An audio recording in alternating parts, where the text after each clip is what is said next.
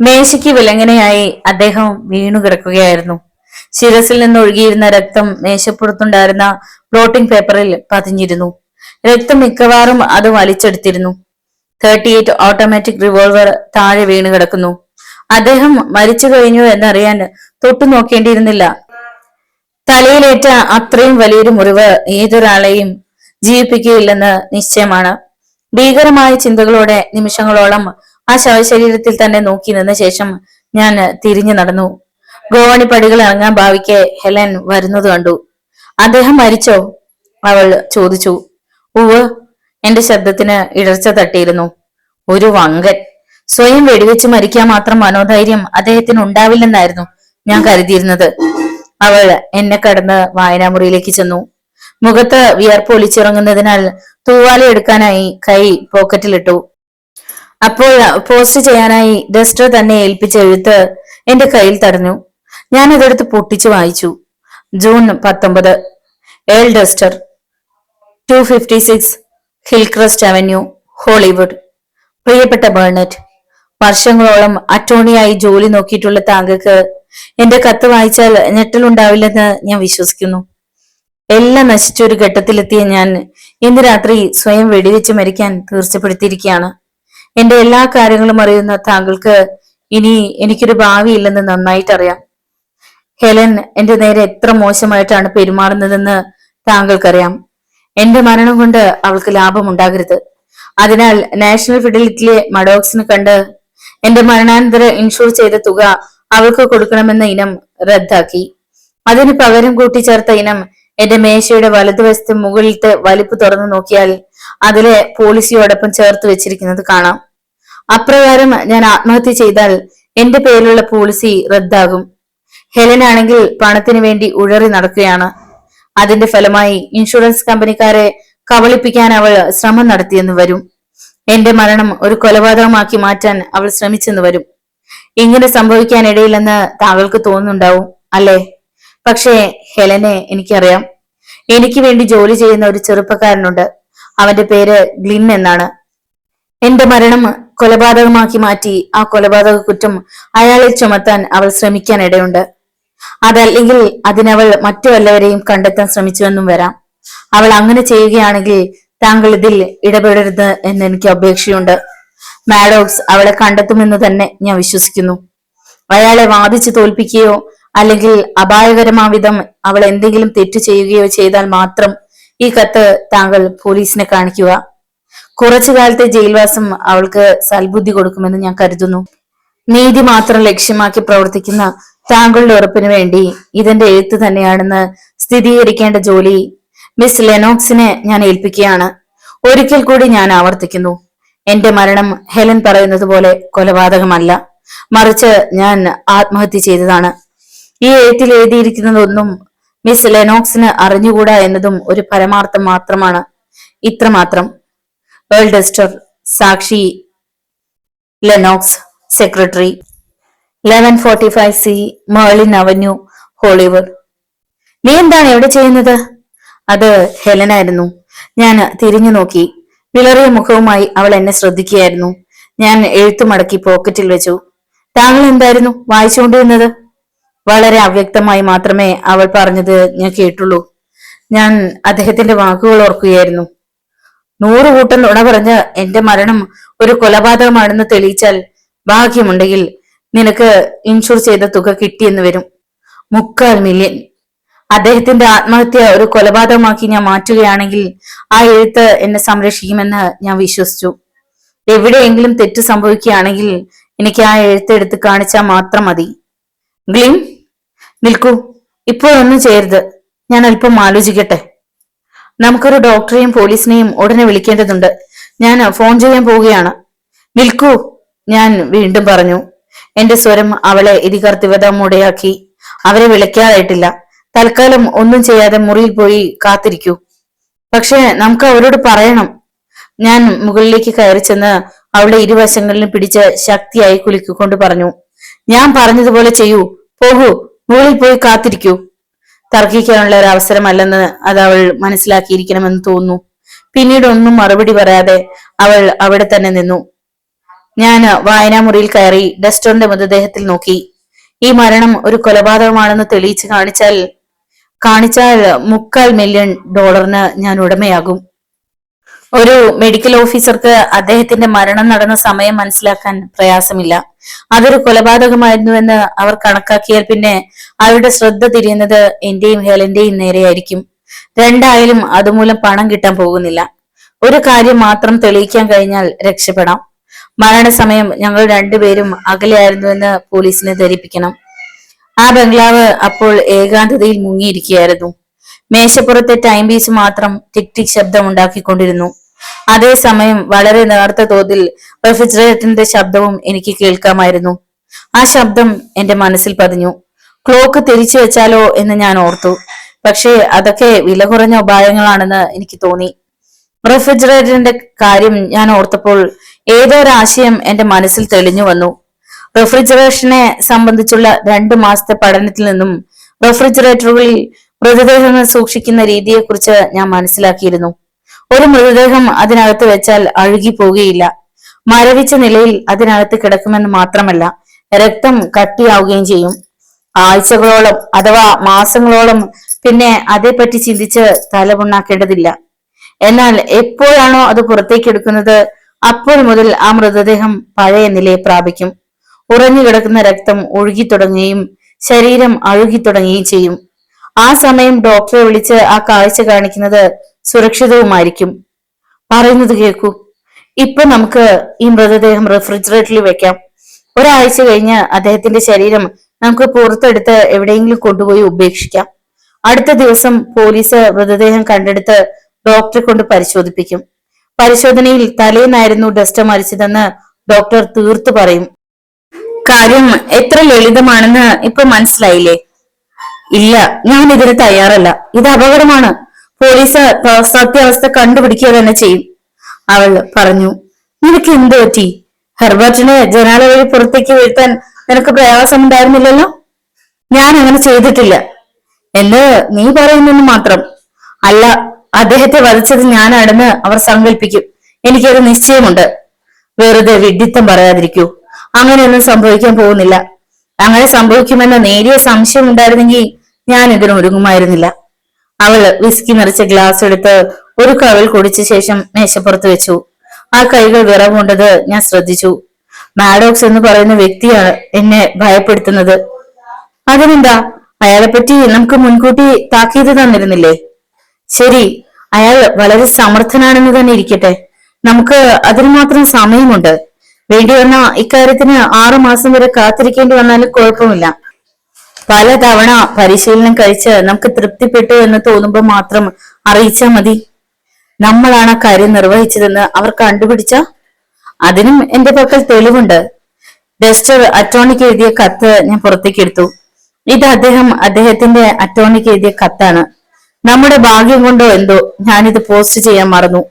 ഇതിൽ എന്താണ് എഴുതിയിരിക്കുന്നത് എന്ന് ഞാൻ വായിക്കാം, കേട്ടോളൂ.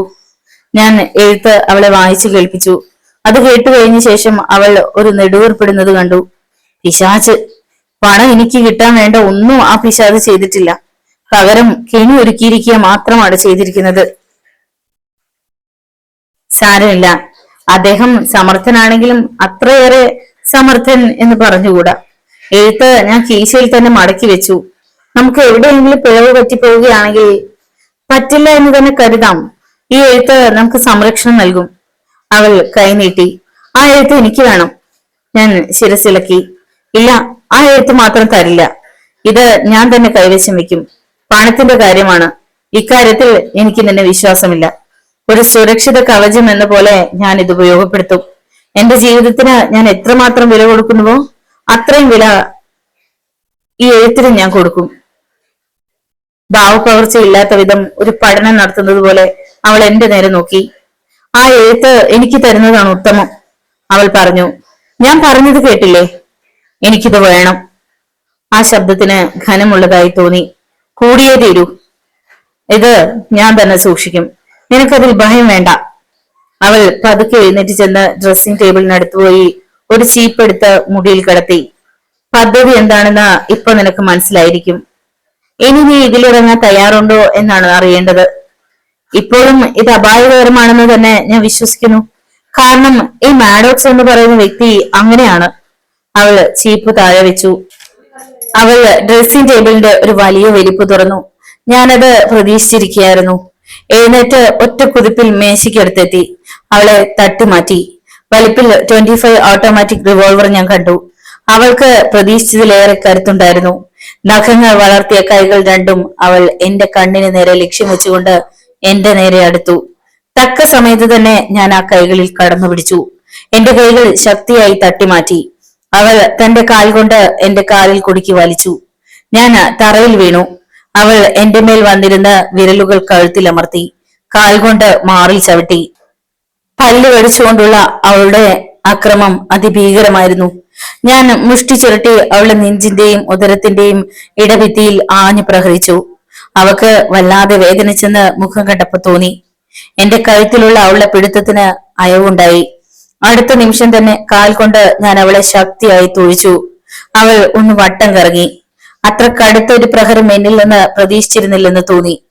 അവൾ തന്റെ ഡ്രസ്സിംഗ് ടേബിളിനടുത്തേക്ക് ഓടി. ഞാനും ഒപ്പം ഓടി. ഒരേ സമയം ഞങ്ങൾ അവിടെ എത്തി. അവളുടെ കൈക്ക് പിടിച്ച് തറയിലേക്ക് വലിച്ചു. തറയിൽ ഉരുണ്ടു. സമർത്ഥമായി. ചെരുപ്പിട്ട് കാൽ കൊണ്ട് അവൾ എന്റെ ശിരസിൽ ശക്തിയായി അടിച്ച് കൈയും കാലും നിലത്തൂന്നി തട്ടിപ്പിടഞ്ഞ് എഴുന്നേറ്റോളാൻ ഒരു ശ്രമം നടത്തവേ ഞാൻ 2 കൈകൾ കൊണ്ടും അവളുടെ വശങ്ങളിൽ കോർത്തു പിടിച്ച് പിന്നോക്കം വലിച്ചു. ഇത്തവണയും അവൾ എന്റെ കഴുത്തിൽ പിടികൂടാൻ ഒരു ശ്രമം നടത്തി. ഞാൻ കീഴ്ത്താടി താഴ്ത്തി ആ ഭാഗം മറച്ചു പിടിച്ചു. വല്ല വിധേനയും ഒരു കാൽ കൊണ്ട് അവൾ എന്റെ മാറിൽ തൊഴിച്ചു. ഞാൻ തെറിച്ചു വീണു. ഇത്തവണ ഡ്രസ്സിംഗ് ടേബിളിനരിയിലേക്ക് ഞാനാണ് പോകേണ്ടത് എന്ന് മനസ്സിലാക്കി ഞാൻ അങ്ങോട്ടോടി. ഒപ്പം തന്നെ അവളും. ഞാൻ അവളെ ശക്തിയായി തട്ടിമാറ്റി മേശവലിപ്പിലെ റിവോൾവർ കയ്യിലെടുത്തു. തിരിഞ്ഞു നിന്ന് അവളെ ലക്ഷ്യം വെച്ചു. നിന്നെ വെടിവെക്കണമെന്ന ആഗ്രഹം എനിക്കില്ല. പക്ഷെ അവിടെ നിന്ന് ഇളകിയാൽ എനിക്കത് നിർവഹിക്കേണ്ടി വരും. ആ എഴുത്ത് എനിക്ക് തരൂ. പല്ല് കടിച്ചുകൊണ്ട് അവൾ എന്നോട് ആവശ്യപ്പെട്ടു. ഇല്ലെന്ന് ഒരിക്കൽ ഞാൻ പറഞ്ഞു കഴിഞ്ഞു. ഇനി മാറി നിൽക്കൂ. നിനക്ക് ദുഃഖിക്കേണ്ടി വരും, അവൾ പറഞ്ഞു. ഞാൻ അവളുടെ മേൽ കണ്ണു നട്ടുകൊണ്ട് തന്നെ പുറത്തേക്കുള്ള കതകിനടുത്തേക്ക് നീങ്ങി. നമുക്ക് നാളെയും സംസാരിക്കാം, ഞാൻ പറഞ്ഞു. ഈ കാര്യം ഞാൻ നിർവഹിക്കുക തന്നെ ചെയ്യും. അതുകൊണ്ട് അതിനെല്ലാം സമ്മതിക്കുന്നുവെന്ന് നീ തലയാട്ടുക മാത്രം ചെയ്താൽ മതി. ഞാൻ പുറത്തേക്ക് കടന്ന് കതകടച്ച് ഗ്യാരേജിലേക്ക് തിരിച്ചു. അവിടെ എത്തി റോൾസ് കാറിൽ കയറി പുറത്തേക്ക് പുറപ്പെട്ടു. നൈറ്റ് സേഫ് ഡിപ്പോസിറ്റിൽ ഡസ്റ്ററിന്റെ തോക്കെടുത്ത് ഞാൻ സൂക്ഷിക്കാൻ ഏൽപ്പിച്ചു. സേഫിന്റെ താക്കോൽ എനിക്ക് ആവശ്യമുള്ളപ്പോൾ തരണമെന്ന് പറഞ്ഞ് അവിടുത്തെ മാനേജറെ ഏൽപ്പിച്ചു. അതിനുശേഷം ഞാൻ എന്റെ അപ്പാർട്ട്മെന്റിലേക്ക് മടങ്ങി. അന്ന് രാത്രി വളരെയൊന്നും ഉറങ്ങിയില്ല. പല കാര്യങ്ങളെക്കുറിച്ചും എനിക്ക് ഓർക്കേണ്ടിയിരുന്നു. അവയിൽ പ്രധാനപ്പെട്ടത് ഡസ്റ്ററിനെ അന്വേഷിച്ചു വരുന്നവരെ എങ്ങനെ സമാധാനിപ്പിക്കും എന്നതായിരുന്നു. ജോലിയിൽ നിന്നും വിരമിച്ച അദ്ദേഹത്തെ കാണാൻ പണം കിട്ടാനുള്ളവരെല്ലാം തിരക്കി വന്നെന്ന് വരാം. അവരെ ആരെയും ബംഗ്ലാവിനകത്തേക്ക് വരാൻ അനുവദിച്ചുകൂടാ. പുറമെ ഏതെങ്കിലും ക്യാബിൻ വാടകയ്ക്കെടുത്ത് റെഫ്രിജറേറ്റർ അങ്ങോട്ട് മാറ്റിയാലോ എന്ന് ആദ്യം ഓർത്തു നോക്കി. എന്നാൽ അത് അപകടത്തെ വില കൊടുത്ത് വാങ്ങലാവും എന്ന് അടുത്ത നിമിഷം തന്നെ എനിക്ക് തോന്നി. ഹെലനും ഞാനും കൂടി അക്കാര്യം വേണ്ട വിധം കൈകാര്യം ചെയ്യുന്നതാവും ഭംഗിയെന്ന് തീരുമാനിച്ചു. അടുത്ത ദിവസം കാലത്ത് സുമാർ 6 മണിക്ക് ഞാൻ ഉണർന്ന് ബംഗ്ലാവിലേക്ക് ചെന്നു. ഹെലന്റെ മുറിയുടെ കതക് തുറന്ന് അകത്തേക്ക് പ്രവേശിച്ചു. സിഗരറ്റ് പുകച്ചുകൊണ്ട് അവൾ മെത്തയിൽ കിടക്കുകയായിരുന്നു. എന്നെ കണ്ടപ്പോ ആ മുഖത്ത് യാതൊരു ഭാവമാറ്റവും കണ്ടില്ല. കതകടച്ച് ഞാൻ അവളുടെ സമീപം മെത്തയിൽ ചെന്നിരുന്നു. ഹലോ, ഇപ്പോഴും എന്നോട് വെറുപ്പാണോ? ഞാൻ ചോദിച്ചു. ആ എഴുത്ത് എന്ത് ചെയ്തു? അത് ഞാനൊരു സേഫ് ഡിപ്പോസിറ്റ് ബാങ്കിൽ നിക്ഷേപിച്ചു. എനിക്കല്ലാതെ മറ്റാർക്കും അത് കിട്ടാനിടയില്ല. അതുപോട്ടെ, അക്കാര്യം മറക്കൂ. വെറുതെ തമ്മിൽ ആവശ്യമില്ലാതെ വഴക്കടിക്കുന്നതിന് അർത്ഥമില്ല. $3/4 മില്യൺ പങ്കിടേണ്ടവരാണ് നാം. എന്നോടൊപ്പം ചേരാൻ തയ്യാറാണോ? പറയൂ. അതെ. ഞാൻ മുമ്പോട്ട് കുനിഞ്ഞ് അവളുടെ ആദരങ്ങളിൽ അമർത്തി ഒരു ചുംബനം നൽകി. അവൾ തടുക്കുമെന്നായിരുന്നു ഞാൻ കരുതിയിരുന്നത്. എന്നാൽ അതുണ്ടായില്ല. നമുക്ക് ആദ്യം കുറെ പണം ആവശ്യമാണ്. നീ നിന്റെ ആഭരണങ്ങൾ എനിക്ക് തരൂ. അവൾ നിഷേധാർത്ഥത്തിൽ ശിരസിളക്കി. നിനക്ക് എന്നിൽ നിന്ന് ഒന്നും കിട്ടാൻ പോകുന്നില്ല. പണമില്ലാതെ ഈ ജോലി നിർവഹിക്കാൻ പ്രയാസമാണ്. $2000 മുതലിറക്കാൻ ഞാൻ തീർച്ചയാക്കി. നിന്നെ കൊണ്ടാവുന്നത്ര തുക തരാൻ വേണ്ടത് നീയും ഉടനെ ചെയ്യണം. ഞാൻ ഇപ്പൊ തന്നെ റോൾസ് കാറുമായി ഫ്രാൻസിസ്കോയിലേക്ക് പോവുകയാണ്. ആ കാർ ഞാൻ അവിടെ വിൽക്കും. ഞാൻ പറഞ്ഞു, അത് വിൽക്കാൻ സാധ്യമല്ല, അത് എന്റേതാണ്. വെറുതെ അതും ഇതും പുലമ്പാതെ. 2 ദിവസം കഴിഞ്ഞാൽ അദ്ദേഹത്തിന്റെ കടക്കാർ കാറിലും സൈക്കിളുമായി വന്നെത്തി തുടങ്ങും. അവരെ നേരിടേണ്ടതുണ്ട്. കൂടുതൽ കുഴപ്പമുണ്ടാക്കുന്ന 2-3 പേരെ വിളിച്ച് അവർക്ക് കൊടുക്കാനുള്ളത് കൊടുക്കണം. അങ്ങനെയായാൽ മറ്റുള്ളവർ തങ്ങൾക്കും പണം കിട്ടുമെന്ന വിശ്വാസത്തോടെ മടങ്ങിച്ചെല്ലും. ഇപ്പൊ മുതൽ ഞാൻ അദ്ദേഹത്തിന്റെ പേഴ്സണൽ സെക്രട്ടറിയാണ്.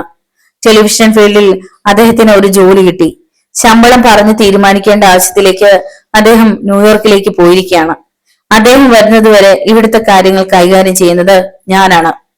അവൾ എന്റെ മുഖത്തേക്ക് തന്നെ ഉറ്റുനോക്കുകയായിരുന്നു. നിങ്ങൾ പറയുന്നതൊന്നും അവർ വിശ്വസിക്കാൻ പോകുന്നില്ല. തീർച്ചയായും വിശ്വസിക്കും. വിശ്വസിപ്പിക്കാനുള്ള എന്റെ സാമർഥ്യം നിനക്ക് അറിഞ്ഞുകൂടാ. ഞാനൊരു വിൽപ്പനക്കാരനായിരുന്നു. ഒരു എസ്കിമോക്കാരന് മഞ്ഞുകട്ട വിൽക്കാൻ എനിക്ക് പ്രയാസമില്ല. പക്ഷേ $6000 എനിക്ക് വേണം. 1-2 പേരുടെ കടം തീർക്കാനാണത്. അത് കാണിച്ചുകൊണ്ട് മറ്റുള്ളവരെ പറഞ്ഞുവിടാൻ പ്രയാസമില്ല. കാഡിലക് കാർ വിറ്റ $2500 കിട്ടാൻ പ്രയാസമില്ല. $2000 എന്റെ കൈവശമുണ്ട്. ബാക്കി നീ തരണം. ഞാൻ എങ്ങനെ അത് വിശ്വസിക്കും?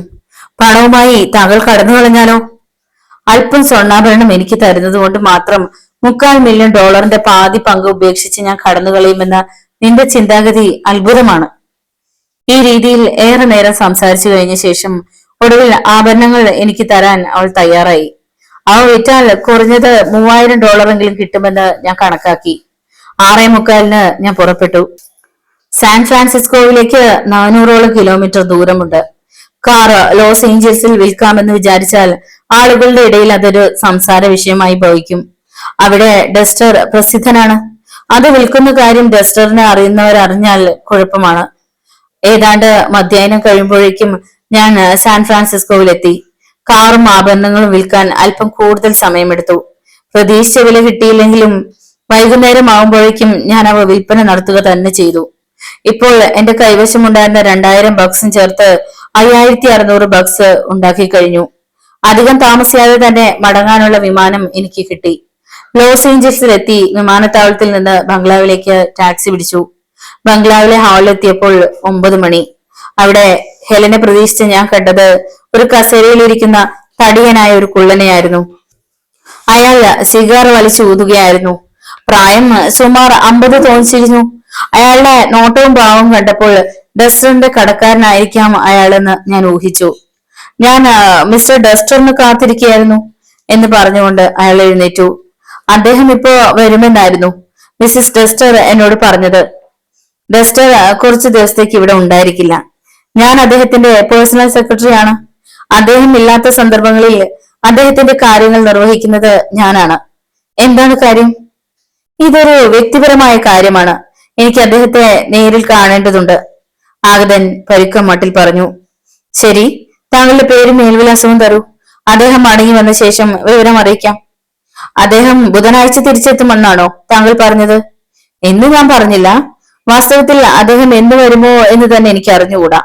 സാൻ ഫ്രാൻസിസ്കോയിൽ നിന്ന് ന്യൂയോർക്കിലേക്ക് അദ്ദേഹത്തെ യാത്ര അയച്ചിട്ടാണ് ഞാനിപ്പോ വരുന്നത്. ന്യൂയോർക്കിലേക്കോ? ആ തടിയന്റെ പുരികങ്ങൾ ഉയർന്നു. ഞാൻ എന്നെ പരിചയപ്പെടുത്താം. എന്റെ പേര് ഹാമർസ്റ്റോക്ക് എന്നാണ്. വൈനും സ്പിരിറ്റും വിൽക്കുകയാണ് എന്റെ തൊഴിൽ. മിസ്റ്റർ ഡസ്റ്ററുടെ അക്കൗണ്ട് സംബന്ധിച്ചാണ് ഞാൻ ഇങ്ങോട്ട് വന്നത്. കൂടുതൽ കടം കൊടുത്തവരിൽ ഒരാൾ ഇയാളായിരിക്കാമെന്ന് എനിക്ക് തോന്നി. ഡസ്റ്ററുടെ അക്കൗണ്ടോ?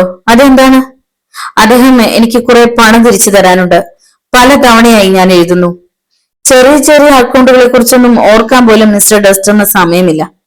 മേശയ്ക്ക് സമീപം ചെന്ന് സിഗരറ്റ് പാക്കറ്റിൽ നിന്ന് ഒരു സിഗരറ്റ് എടുത്ത് ഞാൻ കത്തിച്ചു. എന്താണ് കാര്യം? താങ്കളുടെ കമ്പനിയുടെ സാമ്പത്തിക നില ഭദ്രമല്ലേ? സാമ്പത്തിക നില ഭദ്രമല്ലേ എന്നോ? ഞാൻ പറയാൻ വന്നത്, മിസ്റ്റർ ഡസ്റ്റർ ഇപ്പോൾ വളരെ തിരക്കിലാണ്.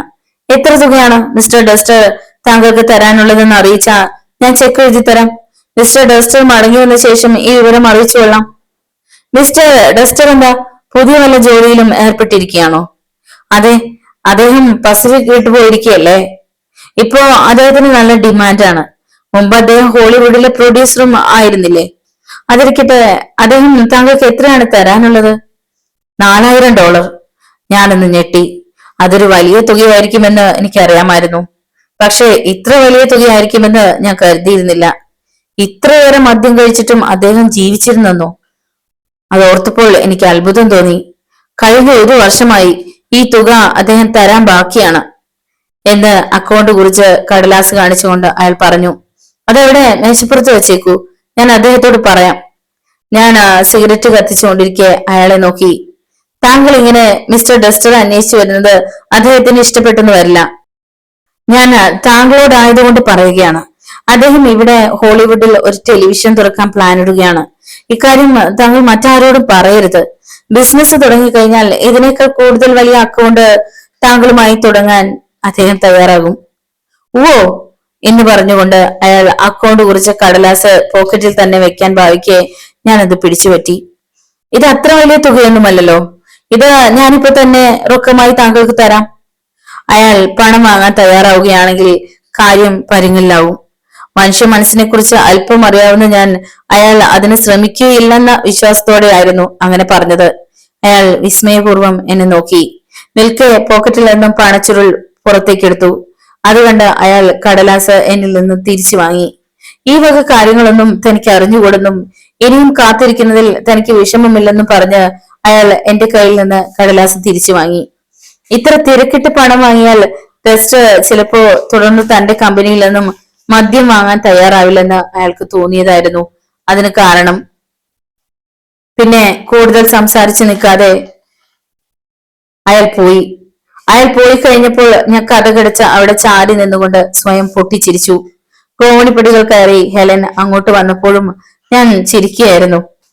ഒരു നേർത്ത മന്ദഹാസത്തോടെ ഹെലൻ മുറിയിലേക്ക് കയറി വന്നു. താങ്കൾ വിജയിച്ചിരിക്കുന്നു. ചെക്കിപ്പ് അയക്കേണ്ടെന്ന് അയാൾ പറഞ്ഞത് നീ കേട്ടോ? പക്ഷേ ഇതുപോലായിരിക്കും മറ്റുള്ളവരെന്ന് കരുതണ്ട. അതൊക്കെ ഞാൻ നോക്കിക്കോളാം. ലോഞ്ചിലേക്ക് വരൂ, ഇനിയും പലതും ചെയ്യാൻ ബാക്കിയാണ്. ഞങ്ങൾ ഒരുമിച്ച് ഹാളിലേക്ക് നടക്കെ അവൾ ചോദിച്ചു, താങ്കൾക്ക് പണം കിട്ടിയോ?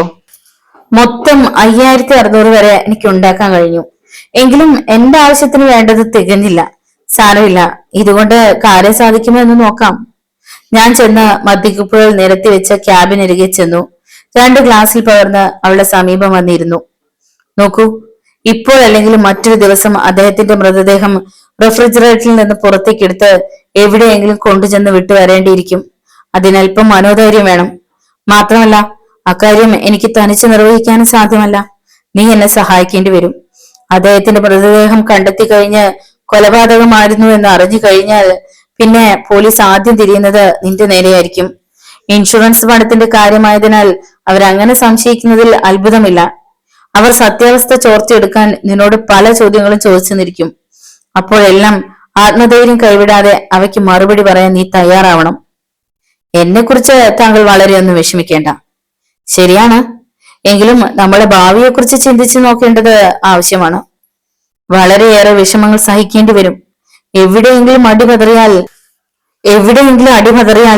പിന്നെ നമ്മുടെ സ്ഥിതി അപായത്തിലാകാൻ അധികം സമയമെടുക്കില്ല.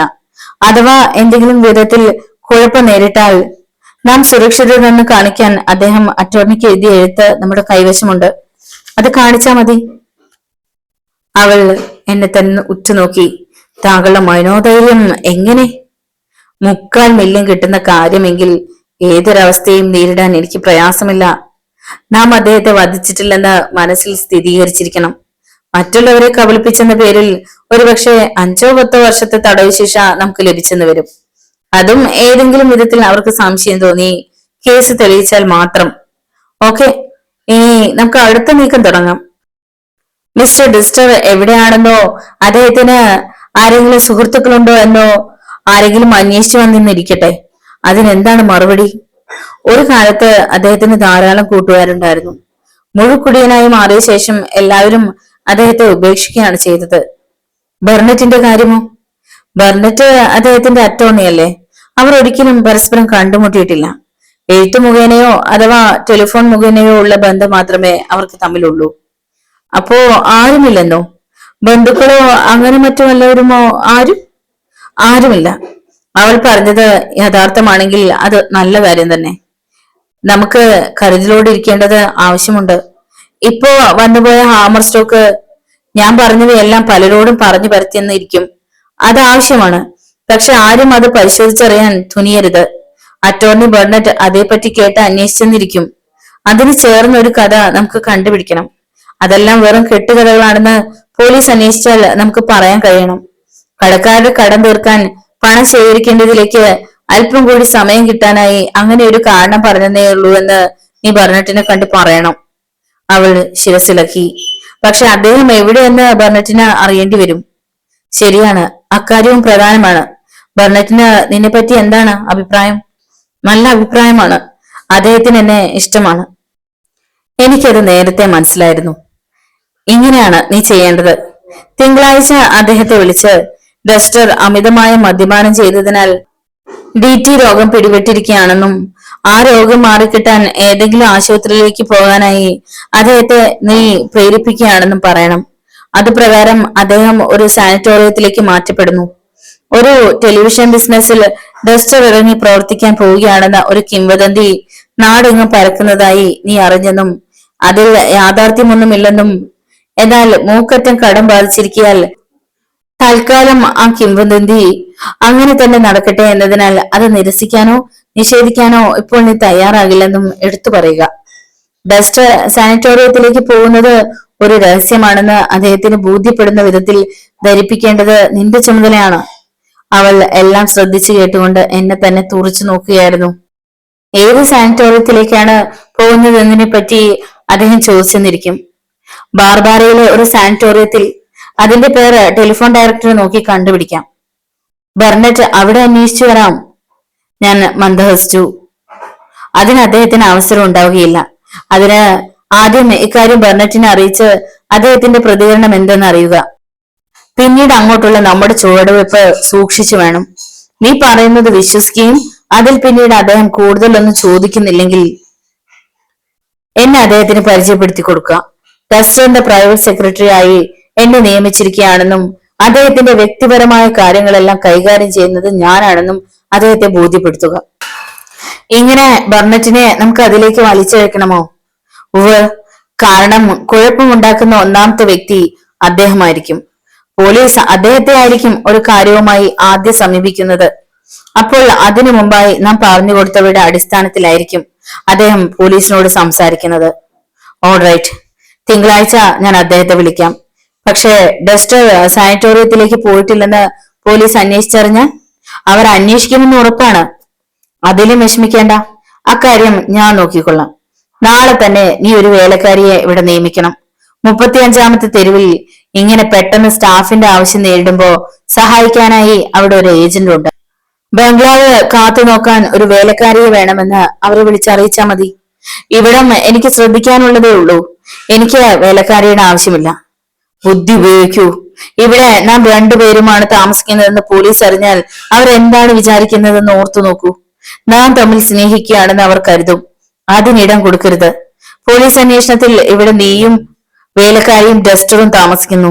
ഞാൻ ഗ്യാരേജിന് മുകളിലെ അപ്പാർട്ട്മെന്റിലും. വേലക്കാരി വരാറാകുമ്പോ പകലിൽ ഞാൻ ഇവിടേക്ക് വരും. കഥകൾ നാം ഒരിക്കലും അടച്ചിടുകയില്ല. നമുക്ക് തമ്മിൽ സ്നേഹിക്കാനുള്ള അവസരം ഒരിക്കലും കിട്ടുകയില്ല. മനസ്സിലായോ? ഇങ്ങനെയൊക്കെ ആയാൽ മാത്രമേ അപകടത്തിൽ നിന്നും നമുക്ക് മുക്തി നേടാനാകൂ. എനിക്കത് ഇഷ്ടമല്ല. ഇത് അപകടമാണ്. നീ തെറ്റിദ്ധരിക്കുകയാണ്. വേലക്കാരി വന്നാൽ ഡസ്റ്ററിന് സുഖമില്ലെന്നും അദ്ദേഹത്തെ ബുദ്ധിമുട്ടിക്കരുതെന്നും നീ അവളോട് പറയണം. ബുധനാഴ്ച നീ അദ്ദേഹത്തെ സാനിറ്റോറിയത്തിലേക്ക് മാറ്റുന്നു. ഇവിടെ നിന്ന് അദ്ദേഹം കാറിൽ കയറി പോകുന്നത് അവൾ കാണണം. അവൾ അത് കാണുന്നുണ്ടോ ഇല്ലയോ എന്ന് ശ്രദ്ധിക്കേണ്ടത് നിന്റെ ചുമതലയാണ്. അതായത് അദ്ദേഹത്തിന്റെ മൃതദേഹം അവളെ കാണിക്കാൻ പോവുകയാണെന്നാണോ? ഡസ്റ്ററിന്റെ കോട്ട് സൂട്ടുമണിഞ്ഞ് എന്നെയാണ് വേലക്കാരി അപ്പോ കാണുന്നത്. അപ്പോൾ പ്രകാശം വളരെ കുറവായിരിക്കും. ഡസ്റ്ററിന്റെ മുഖം നേരിട്ട് കണ്ടിട്ടില്ലാത്ത സ്ഥിതിക്ക് അവൾക്കതിൽ തെറ്റിദ്ധാരണയൊന്നും ഉണ്ടാകാൻ ഇടയില്ല. അത് വളരെ അപകടകരമായ കാര്യമാണ്. തീരെ അല്ല. ഇത് ഞാനാണ് കൈകാര്യം ചെയ്യുന്നത്. നീ ഒരു വേലക്കാരിയെ വിളിച്ചു വരൂ. ബാക്കി കാര്യം ഞാൻ ഏറ്റെടുത്തുകൊള്ളാം. അവൾ ബംഗ്ലാവിൽ ഉണ്ടായിരിക്കെ അദ്ദേഹത്തെ റെഫ്രിജറേറ്ററിൽ നിന്ന് പുറത്തേക്ക് എടുത്ത് കാറിൽ കയറ്റുന്നത് എങ്ങനെ? അതാണ് എനിക്ക് കണ്ടുപിടിക്കേണ്ടത്. മാത്രമല്ല അവൾ റെഫ്രിജറേറ്റർ നോക്കിയെന്ന് വരാം. ശരിയാണ്. അക്കാര്യം നാളേക്കുള്ളിൽ ശരിപ്പെടുത്താം. അതിനേക്കാൾ പ്രധാനപ്പെട്ട വേറെയും പല കാര്യങ്ങൾ ചെയ്തു തീർക്കാനുണ്ട്. തൽക്കാലം നീ പോയി അല്പം ഉറങ്ങിക്കൊള്ളൂ. താങ്കൾ ഇവിടെയാണോ ഉറങ്ങുന്നത്? അല്ല, ഇവിടെ നിന്ന് അങ്ങോട്ട് നാം എങ്ങനെയാണോ പ്രവർത്തിക്കാൻ ഉദ്ദേശിക്കുന്നത് അതേപോലെ ഇരിക്കണം ഇപ്പോൾ മുതലേക്കുള്ള നമ്മുടെ നീക്കവും. എന്നെ ഇവിടെ തനിച്ചു വിട്ടിട്ടാണോ താങ്കൾ പോവാൻ ഭാവിക്കുന്നത്? ഞാൻ കതകിനടുത്തേക്ക് നടന്നു. അദ്ദേഹത്തെ കുറിച്ച് വിഷമിക്കുകയൊന്നും വേണ്ട. രാത്രി എഴുന്നേറ്റ് വന്ന് അദ്ദേഹം നിന്നെ ഉപദ്രവിക്കുകയൊന്നുമില്ല. ഞാൻ താഴെ ഗോവണിപ്പടികൾ ഇറങ്ങി പുറത്തെ ഇരുൾ നിറഞ്ഞ നേർത്ത അന്തരീക്ഷത്തിൽ ഇറങ്ങി നടന്നു. എന്റെ അപ്പാർട്ട്മെന്റിലെത്തി ഡ്രസ്സ് മാറി മെത്തയിൽ കിടന്ന് ഒരു സിഗരറ്റ് കൊളുത്തി ഡസ്റ്ററിന്റെ മരണം ഒരു സംശയമില്ലാത്ത കൊലപാതകമാക്കി തെളിയിക്കുന്നത് എങ്ങനെയെന്നതിനെ പറ്റി ഓർത്തു നോക്കി. ഡസ്റ്ററിന്റെ മൃതദേഹം റെഫ്രിജറേറ്ററിൽ നിന്ന് പുറത്തേക്ക് എടുത്തു കൊണ്ടുപോയി ആരും കാണാതെ എവിടെയെങ്കിലും ഉപേക്ഷിക്കുക എളുപ്പമുള്ള ഒരു ജോലിയല്ല. അടുത്ത ദിവസം കാലത്ത് 9 മണിക്ക് ഞാൻ ബംഗ്ലാവിലേക്ക് ചെന്നു. ഡസ്റ്ററിന്റെ സമീപം എത്തി. അവിടെ ഹെലൻ നിൽക്കുന്നുണ്ടായിരുന്നു.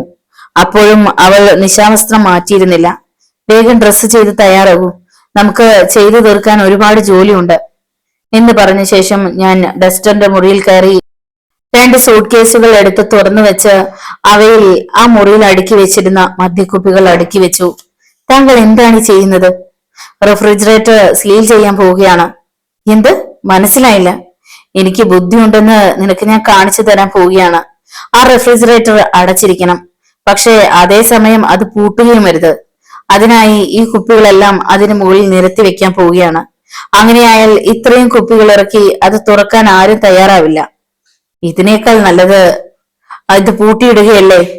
നീ അങ്ങനെയേ ചിന്തിക്കൂ. അത് പൂട്ടിയിട്ടാൽ അതിനകത്ത് എന്താണെന്ന് അറിയാൻ ആർക്കായാലും ജിജ്ഞാസ ഉണ്ടാകും. പണ്ടാരയുടെ പെട്ടിയെ കുറിച്ച് നീ കേട്ടിട്ടുണ്ടോ? ഇതും ഏതാണ്ട് അതേ മാതിരിയാണ്.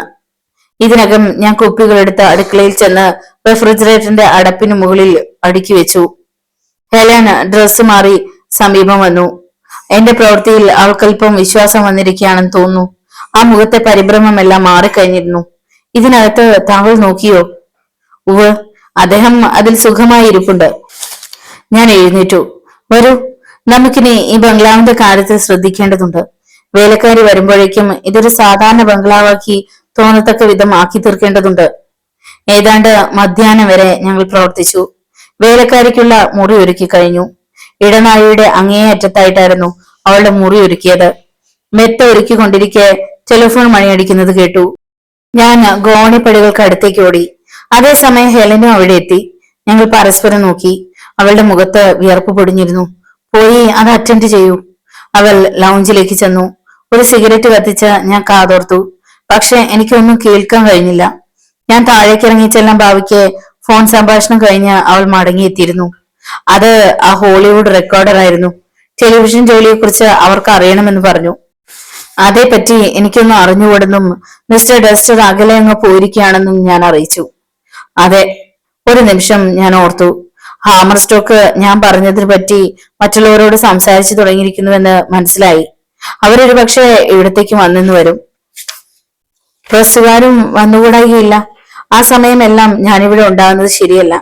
അവരെ നീ കൈകാര്യം ചെയ്യണം. ബിക്കുകാറുമായി ഞാൻ പുറത്തെവിടെയെങ്കിലും ചുറ്റിക്കറങ്ങി വരാം. ഞാൻ പറഞ്ഞ ഏജൻസിക്കാരെ വിളിച്ച് ഒരു വേലക്കാരി അയക്കാൻ ഏർപ്പാട് ചെയ്യണം. ബർണറ്റിനെ വിളിച്ച് നാളെ ഏതെങ്കിലും സമയം ഇങ്ങോട്ട് വരാൻ വേണ്ട ഏർപ്പാട് ചെയ്യണം. അതേപോലെ ബെല്ലേവ്യൂ സാനിറ്റോറിയത്തിൽ ഫോൺ ചെയ്ത് നിന്റെ ഭർത്താവിനെ അവിടെ അഡ്മിറ്റ് ചെയ്യാമോ എന്ന് അന്വേഷിക്കൂ. ഈ വാരാന്ത്യം വരെ ഇങ്ങനെയൊക്കെ അല്ലാതെ നമുക്ക് മറ്റൊന്നും ചെയ്യാനില്ല. ഞാൻ പോവുകയാണ്. രാത്രി വല്ലപ്പോഴും ഞാൻ മടങ്ങിയെത്തും. അതിനു മുമ്പ് ഞാൻ ഈ പറഞ്ഞ കാര്യങ്ങളെല്ലാം ചെയ്തു തീർത്തിരിക്കണം. താങ്കൾ എന്താണ് ചെയ്യാൻ പാവം? അതേപ്പറ്റി നീ വിഷമിക്കേണ്ട. ഈ ഭാഗം നീ കൈകാര്യം ചെയ്യുക. എന്റെ ഭാഗം ഞാൻ നോക്കിക്കൊള്ളാം.